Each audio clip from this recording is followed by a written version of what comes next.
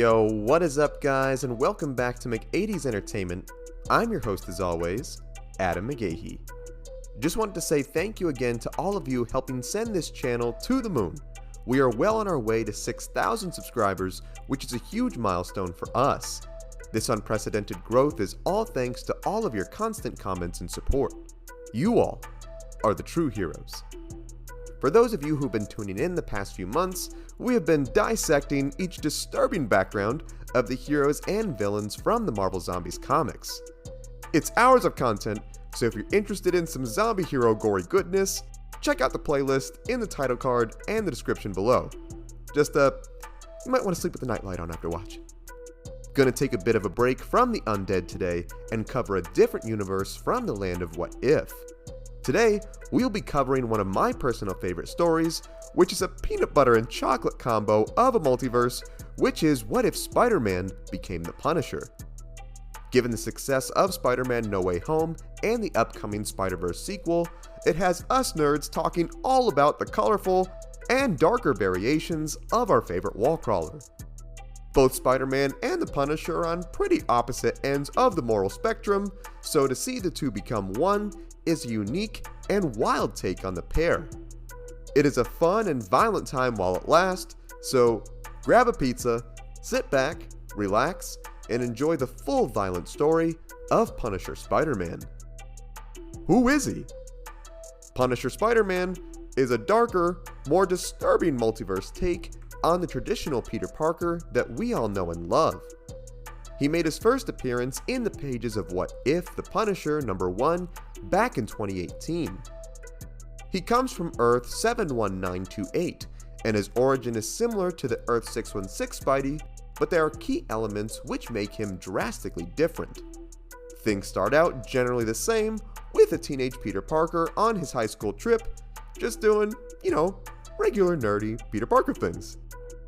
He is then of course bitten by the iconic radioactive spider, which on this Earth is also a little bit different, for it has a cute and symbolic Punisher-esque skull on its little booty. See, you know how you see some dudes with the Punisher decal on the back of their truck? This little guy took things one step further and got the logo right on his little spider butt.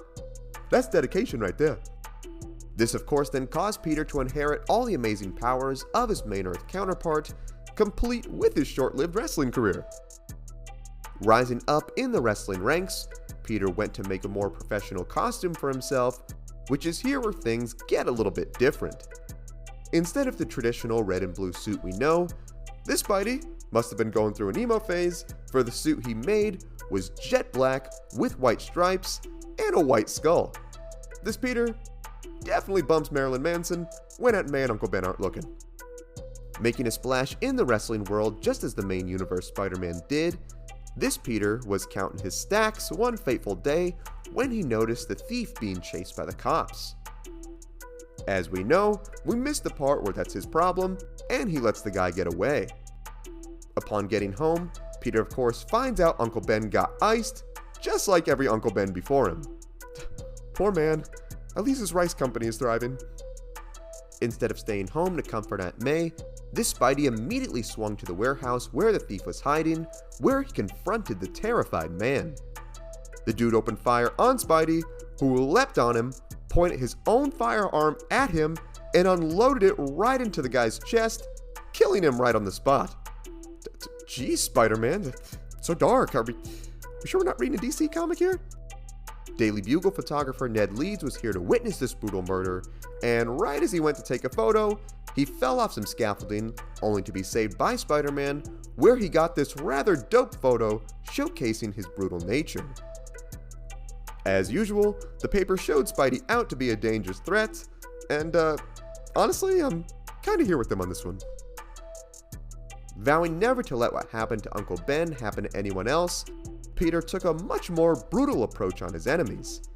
He even modified his web shooters to have wrist-mounted custom guns, which he used to slay the entire Sinister Six. Man, so he's like Deadshot with spider powers? Not gonna lie folks, this Spidey, he's not saving time for any of these villains to be in sequels. Dude is Tobey Maguire levels of insane. The only villain that the Wallcrawler had an issue with over the years was of course the Green Goblin, who seemed to have a contingency plan against all of Spidey's weapons, even shrugging off his signature bullets. Selling these violent photos to the Daily Bugle helped Peter get the money he needed to get he and Aunt May by during high school, where he was then later accepted into Empire State University, where he met Harry Osborn and soon fell in love with Gwen Stacy. See, this Peter knows where it's at. Gwen, definitely better than MJ. Who's with me on this one?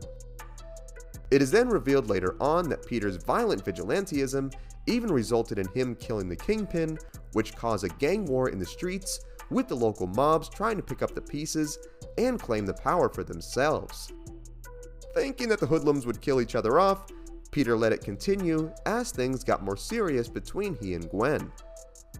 Later on, the Green Goblin became even more violent than Peter, where he eventually drugged him and brought him to a warehouse where he learned his identity. Wanting to have one last duel, the Goblin allowed Spidey to suit up without his weapons so they could have a proper one-on-one fight. Not having time for this nonsense, Peter unleashed explosives around the Goblin, where he brought the building down on him. Hey, honestly can't blame the guy. This Spidey is straight to business, and I can respect that. Before he can give the killing blow, Spider-Man discovered that the powerful blast gave the Goblin amnesia, resulting in him transforming back into Norman Osborn. Not being able to bring himself to kill Harry's father, Spidey rescued him and delivered him to safety. While things were safe for a while, just like Norman in the movies, his Goblin persona returned and he was out for revenge. He then kidnapped Gwen and held her above the Brooklyn Bridge. He then gave Spidey the sadistic choice of jumping off the bridge and killing himself to let Gwen live, or he just throws Gwen off and kills her. Man, what kind of choice is that? Not even a tram full of kids to save this time? This Goblin is ruthless.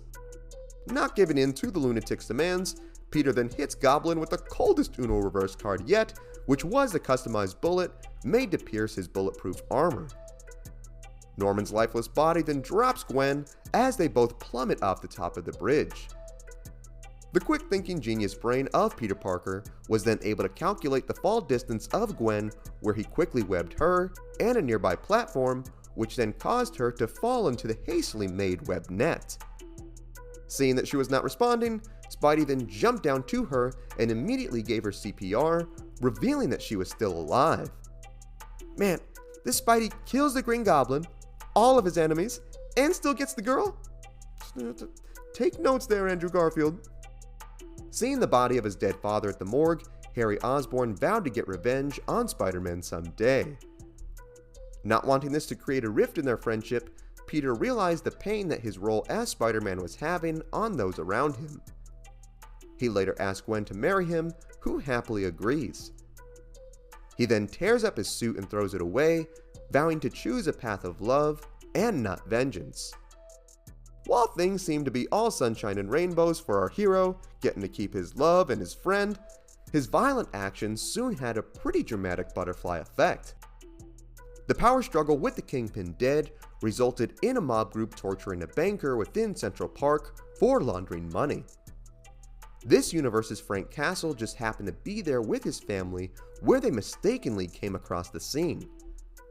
The mobsters then opened fire on Castle and his family, which resulted in them being murdered and Frank being wounded. The bloody broken man then stumbles away and falls into a nearby alley, where he crashes into a garbage can containing Spider-Man's tattered suit, which symbolically lands right on Castle's chest, giving rise to a new and even more violent and vengeful Punisher. Man, is there a universe where Frank Castle is happy? I just want to give the poor guy a hug. And that is the full violent story of Punisher Spider-Man.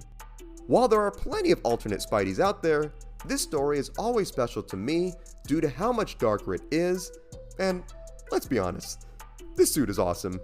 Would love to be able to play with this one in the PlayStation game.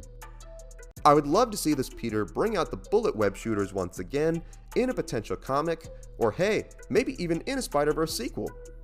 Even if this just stays a solo one-off story, I'm certainly glad we got it when we did. What I would love more than anything though is to know what you think.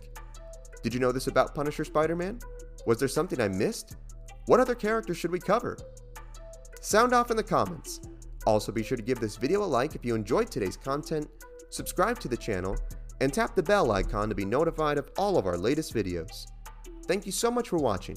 Remember, you are awesome and loved. God bless, and I will see you in the next one.